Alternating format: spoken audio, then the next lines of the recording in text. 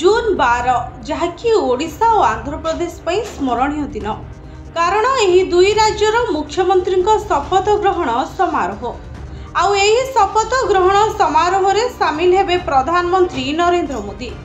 आंध्र प्रदेश पूर्वतन सीएम एवं टीडीपी मुख्य एन चंद्रबाबू नायडू राज्य मुख्यमंत्री भावे शपथ नेबे किंतु बीजेपी एपर्यंत ओडिशार सीएम नाम घोषणा करि नहीं। ओडिशा रे बीजेपी विधायक दल बैठक पर निष्पत्ति नियाजिबो। राजनाथ सिंह एवं भूपेंद्र यादव इस सभार पर्यवेक्षक भाव रहिबे। एह समय मध्य विधानसभा दलर नेता चयन कराजिबो। विधानसभा दलर नेता मनोनीत हेबा परे ओडिशा बीजेपी राज्य नेतृत्व राज्यपाल को भेटी सरकार गठन पई दाबी करिबे। भारतीय जनता पार्टी शपथ ग्रहण समारोह पई ओडिशार पूर्वतन मुख्यमंत्री नवीन पट्टनायक को निमंत्रण करछन्ते।